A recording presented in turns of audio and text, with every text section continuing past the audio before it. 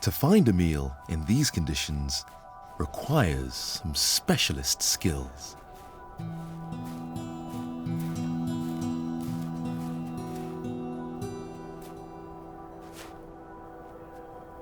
Something has caught this fox's attention.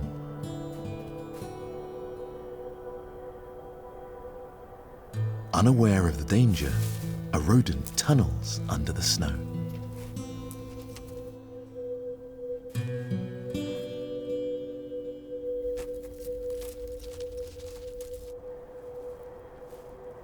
To make a clean kill, the fox's next move must be perfect.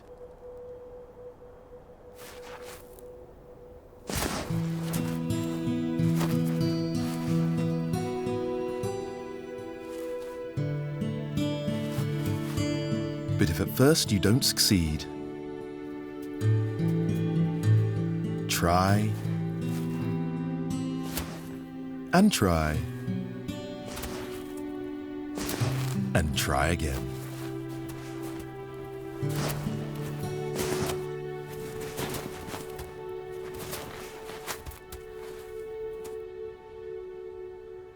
Despite his best efforts, luck still plays a part, and today just isn't his day.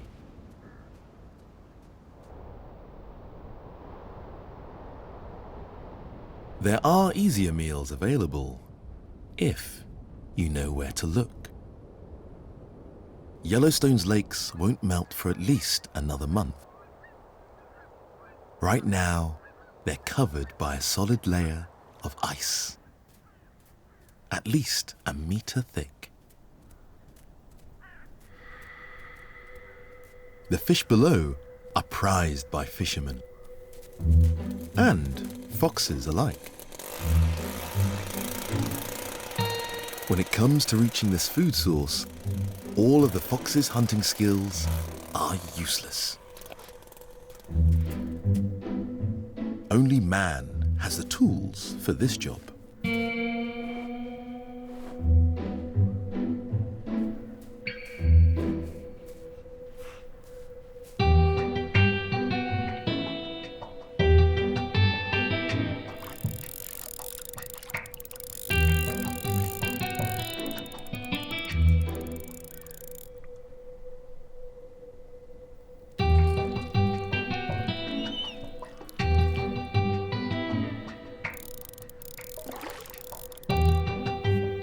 But today, even the humans are struggling.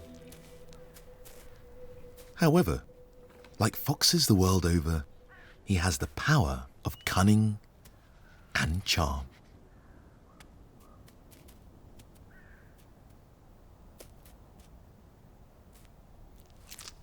It's not much, but every little helps. There aren't many animals here that will get this close to people. Mother is after eggs. But getting them is not going to be easy.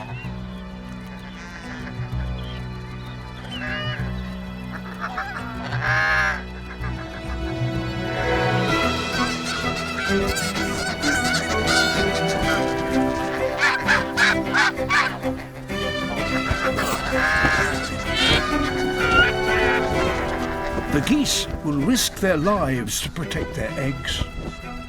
If they lose them, they can't produce another clutch this season.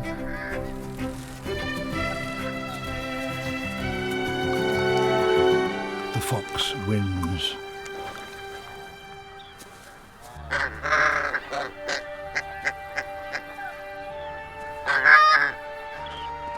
She gives the first eggs to her young pups. And then heads back for more.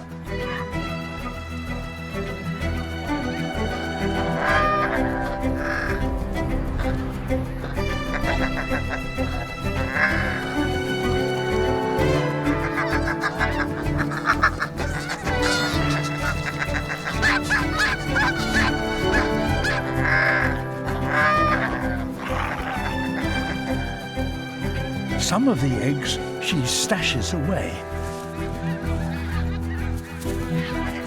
They will be food to help her through the coming winter.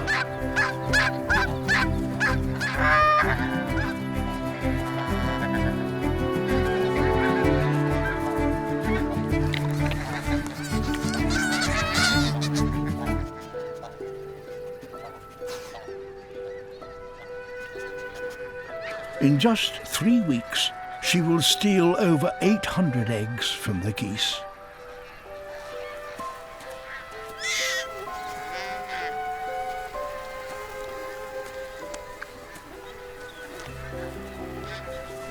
But eating a big egg is not easy if one is rather small. It's a technique the pups haven't quite yet cracked. Mum shows how it's done.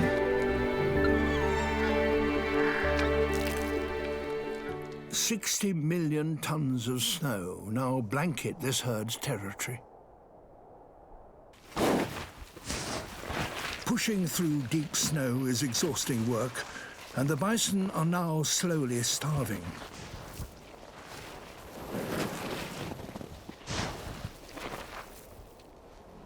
Just keeping warm saps huge amounts of energy.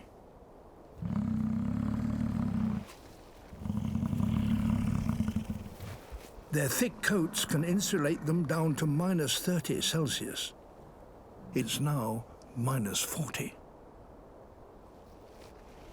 The only thing that will keep them alive is buried beneath a meter of snow.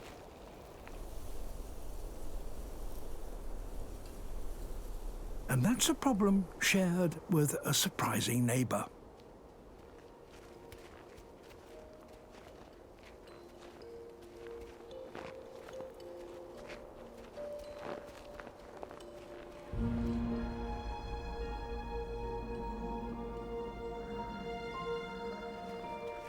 The food the fox seeks is also deep beneath the snow.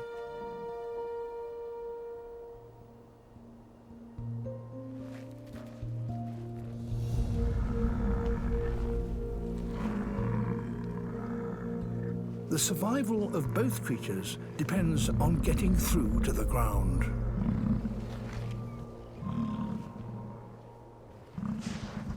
For the bison, it will be a matter of brute strength. Massive neck muscles enable them to shovel 5 tons of snow a day.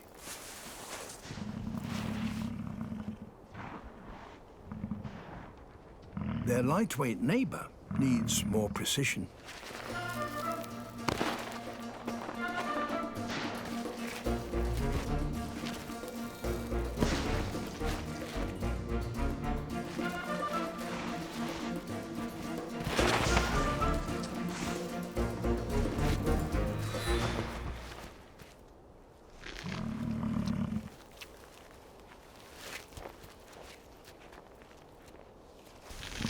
The bison have reached their goal, a mouthful of withered grass. And where the bison have dug, the fox now spots an opportunity.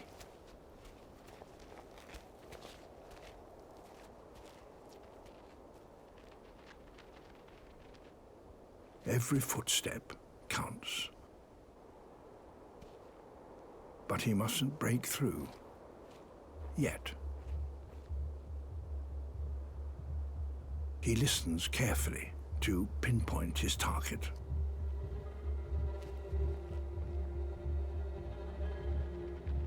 It's moving.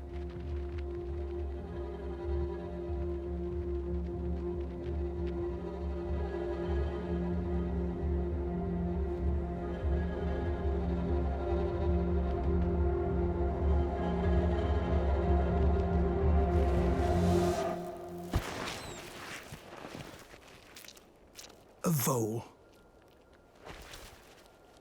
Small, but 100 times more nutritious than a mouthful of dried grass.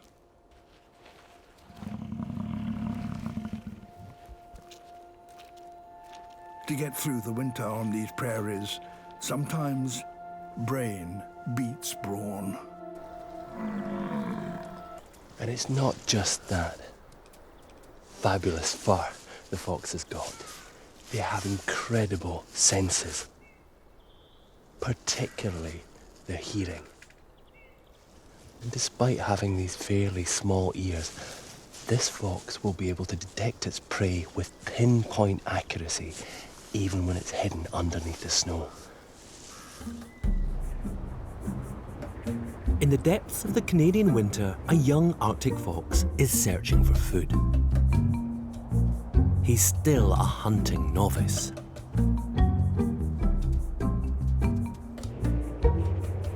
It's not easy when you can't see your prey.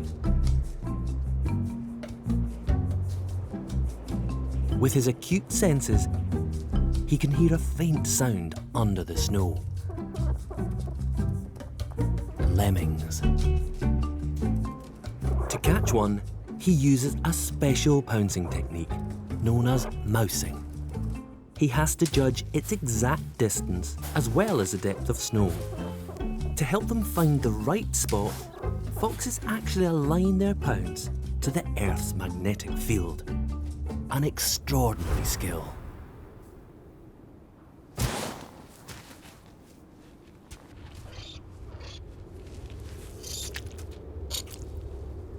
But mousing isn't always easy, especially for a beginner.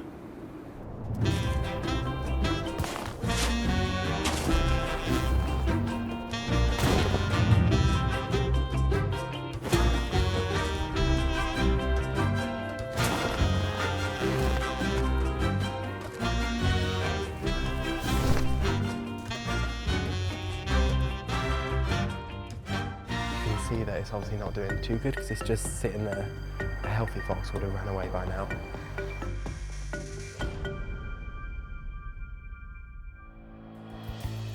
I'm Youssef Rafiq and I'm a zoologist and former zookeeper. I've spent years working with animals, so I know how tough but also rewarding it can be. But now I want to try some of the more unusual wildlife jobs out there and meet the dedicated people behind them to find out if I have what it takes. Today I'm heading to the Fox Project, where they rescue and treat over 1,000 red foxes every single year, including up to 300 cubs. So I'm very excited. I'm going to be spending the day with the Fox ambulance team, and hopefully I get to help out with some of the rescues. Foxes are supremely adaptable mammals that have conquered every continent except for Antarctica. They've also spread into our cities, and about 35% of red foxes now live in urban areas. But as they learn to survive in our human landscapes, they end up coming face to face with new threats. Hi Stacey. Hello, hi. How are you doing? Nice welcome to meet you. And you, welcome to the Fox Project. Thank you for having me. Oh wow, hello. How are you doing? So tell me about the Fox Project. What is it you do here? So we rescue injured and orphaned red foxes who have had a range of things go wrong for them basically. So then they come into us to receive some rehabilitation and then go back to where they've come from. And why is it that foxes need our help? So the species have actually declined by 50% over the last 25 years. They're a species that are so misunderstood. Well, I'm very excited to be here today. What are we going to be doing first? So we will be cleaning out the casualties we've got in. Okay, yeah. So obviously we put them into nice clean shorelines, give them the medications that they're in to receive, obviously give them a full assessment again just to make sure wounds are healing nicely and everything. And then, give them a good breakfast. So we've just prepared breakfast. A lot of people think foxes are meat eaters, are carnivores, but they're actually omnivores. So they eat a broad range of things in the wild, everything from earthworms and berries to small rodents. There you go, Ruby. Enjoy. But just as the rescue foxes tucked into their delicious breakfasts, we got a call that there was a fox in trouble a small drive away. So I headed out with Jodie in her Fox ambulance to try to find it. Okay, we've literally just arrived now, so we've got to hurry. We've got to go and see what kind of condition this fox is in and try and catch it. It's not easy to catch foxes. They're very quick. They can run up to 30 miles an hour and fit through really small spaces. So this is going to be a bit of a challenge for Jodie. Let's go. So we've got to be very, very quiet.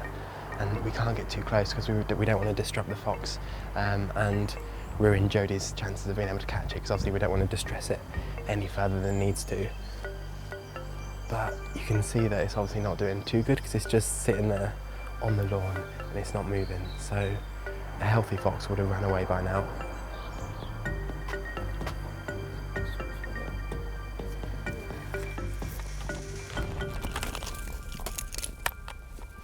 Can you bring the cage, please?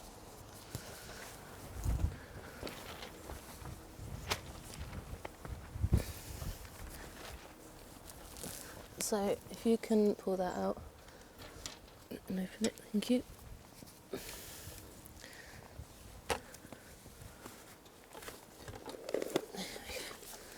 And get ready to close it. Okay. Ready? Yeah. There you go. That's it. Hey, baby. Oh. There we go. Successful. Right, we've got the fox. We did. Got the fox in the back of the ambulance. I think that's quite a smooth catch, wasn't it? Yeah, that was a very good catch. Let's get him back to the hospital. Brilliant. My heart is still pumping.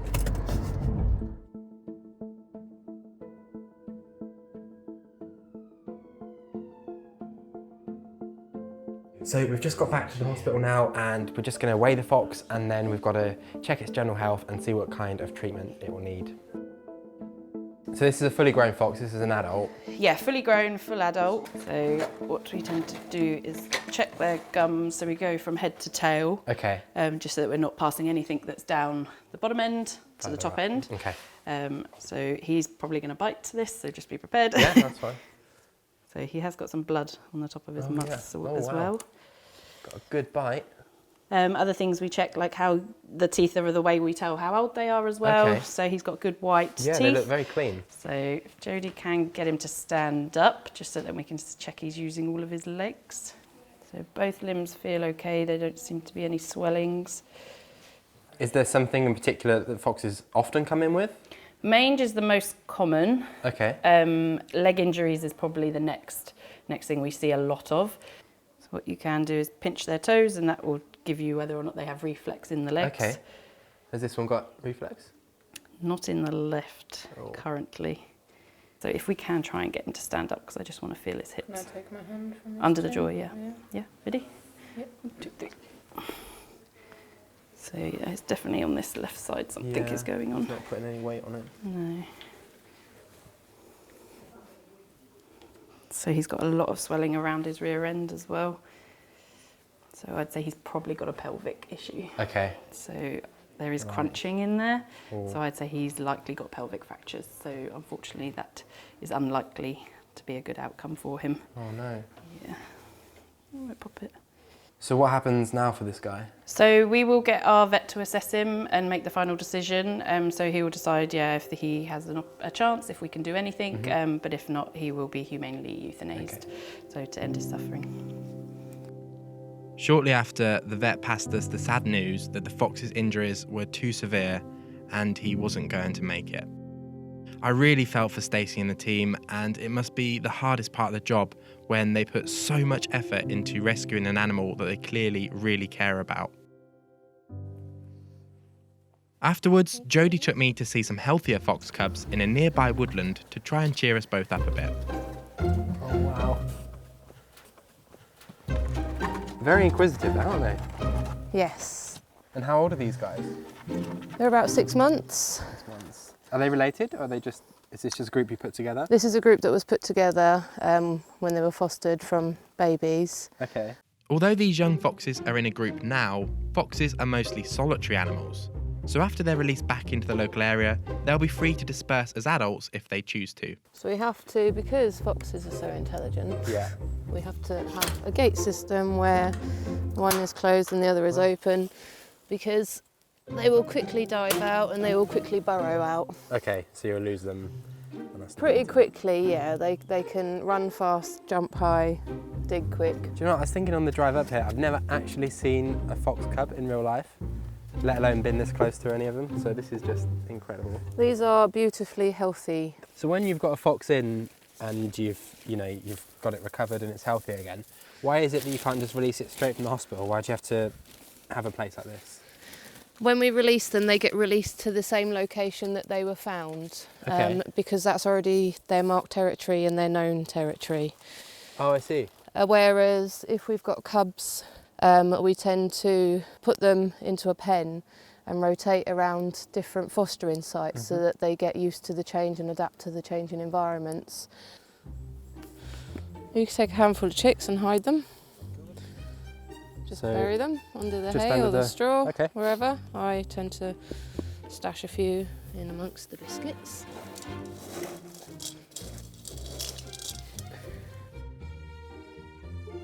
Do moments like this make the job worthwhile? Yeah, definitely, absolutely. I'd come here in my free time and just watch them all day and do it. So it's just a bonus that it is my job. Whilst the cubs munched on their treats, we were called back to the hospital because a new emergency, a different cub, was about to arrive for assessment. Oh, we got a fox. Poor little guy. So you're going for the scruff of the neck? Yeah. So that helps protect my hands and just almost acts like what his mum would do to him. Lovely, thank you. So if you pop that down. So he is 3.6 kilos. Is that good? Fairly good for a cub. We would prefer above 4, really. Yeah, But yeah, so it's not kind of surprising. He's probably not getting as much food as the others, especially if he's got this bad mange. It's very sore. So what actually is mange? Because it looks rather nasty. So mange is caused by the canid mite. Sarcoptic mange is caused by a mite which burrows into the skin, causing intense itching. When the fox scratches, infections can then move in, so it's important that they're treated as soon as possible. Is it a pretty good prognosis? Yeah, if we've got them quick enough. So obviously, if they're covered head to toe in the cracking, in the detritus, it is still a good prognosis. We've bought quite a few. Owen down the end, he came in absolutely covered head to toe. He's looking so much brighter already. But it's something that, it's quite heartbreaking because it's something that's so easily treated. So yeah, we'll pop him into bed and then give him some good dinner. With his first treatment complete, it was time for bed. Next, it was time to head back out with Jodie and release a fox that had been successfully rehabilitated.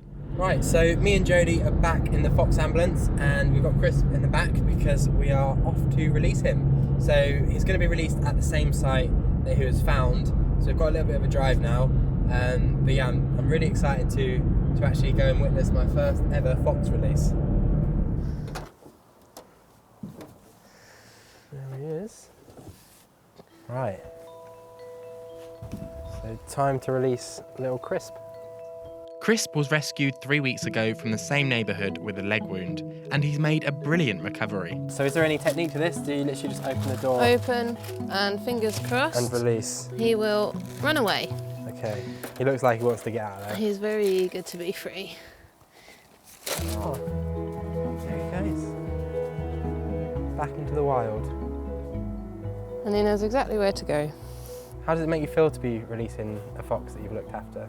It's kind of like a proud mum moment. Yeah? And letting them go off into the world on their own. Back out there into the wilderness to fend for themselves. Yeah, it's very rewarding. Yeah, I bet. So that's it. Crisp has been released back into the wild, back in the wilderness. He ran off quick as a flash, but that does mean that sadly my time here today with the Fox Project has come to an end, but it's just been an absolutely incredible experience, and it's been great to follow along the journey of all these foxes, especially one like Crisp here, where it's been such a positive success story, and I just feel incredibly lucky that I've been able to be a part of it today. A few weeks later, I got the news I've been hoping for. The cub with mange, now called Cuba, has made a great recovery and was finally ready to be set free. On his own, this young fox wouldn't have made it. But thanks to wildlife rescue teams like this one, even a little fox in a big city gets a second chance. However, at only a few days old, they have to leave their playtime plateaus.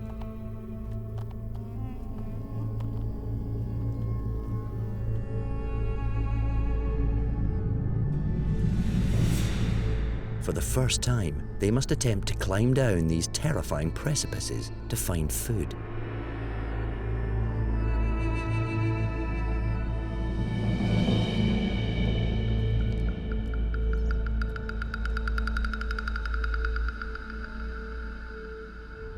It's a daunting prospect, certainly not for the faint-hearted.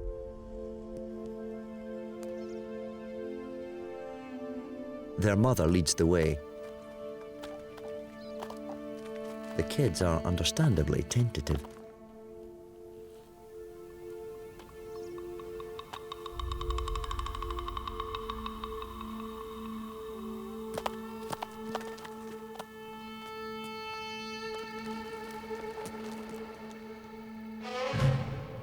They must slowly pick their way down the sheer rock faces.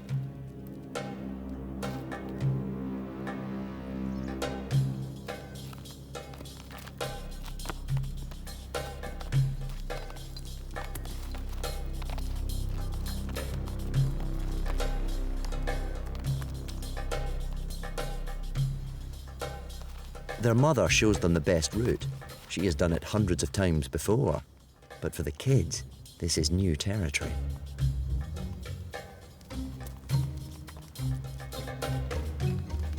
Gradually, they start to get the hang of it, but they need to focus, as one slip could be their last.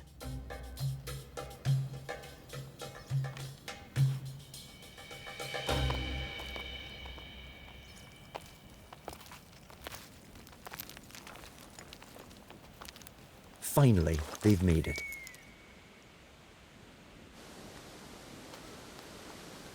There's a whole new world at the lower levels, with plenty of food and water.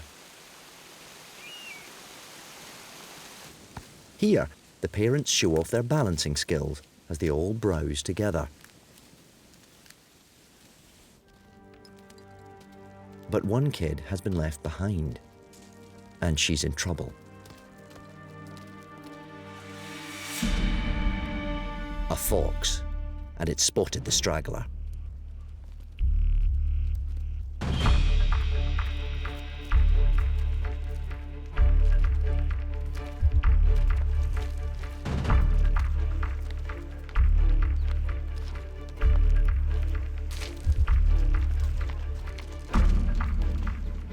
The young Ibex runs as fast as it can back up the cliff, but the fox is right on its heels. It'll be hoping for a quick kill.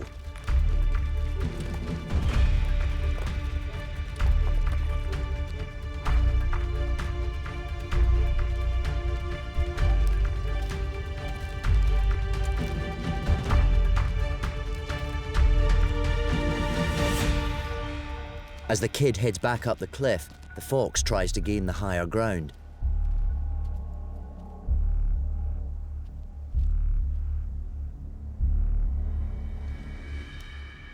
But the kid has scrambled onto a rock face. It's so steep that only it could possibly stand there without toppling off.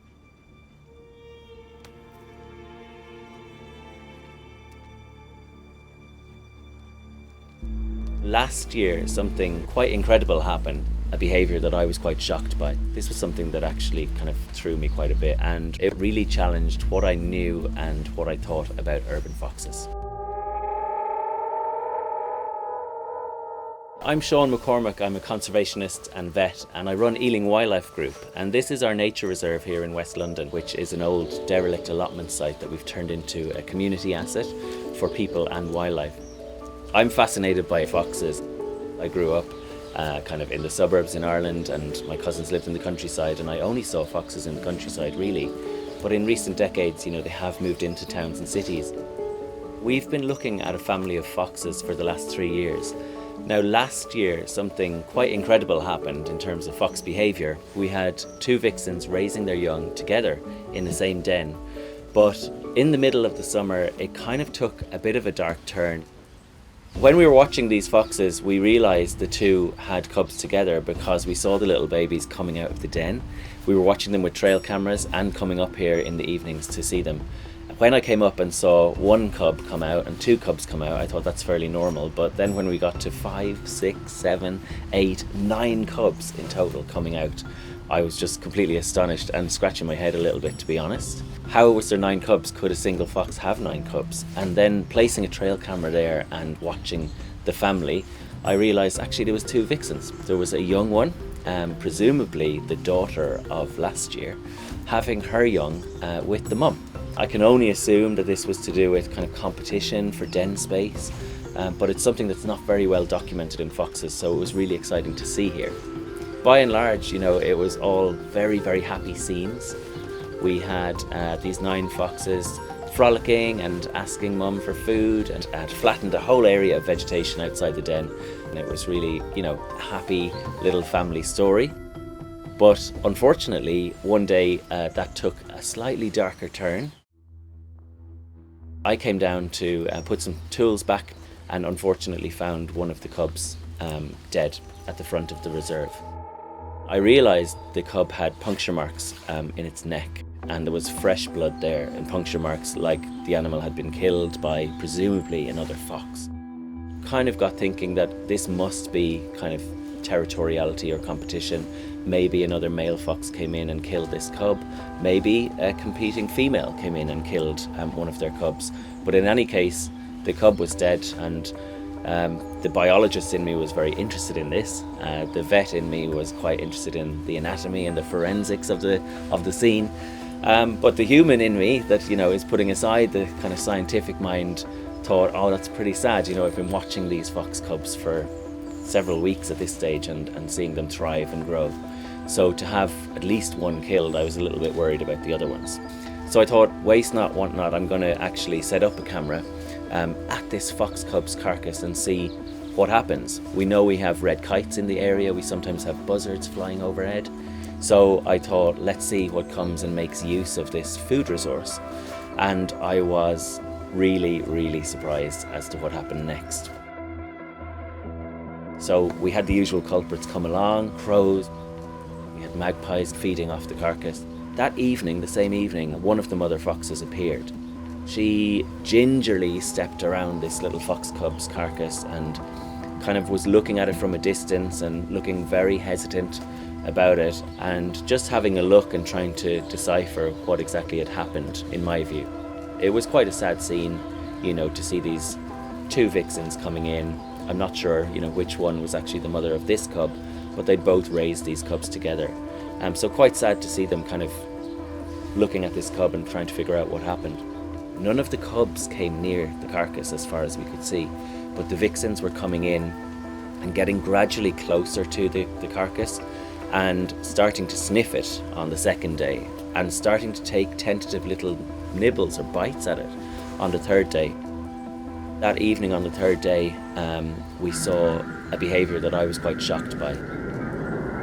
They actually started to eat the carcass.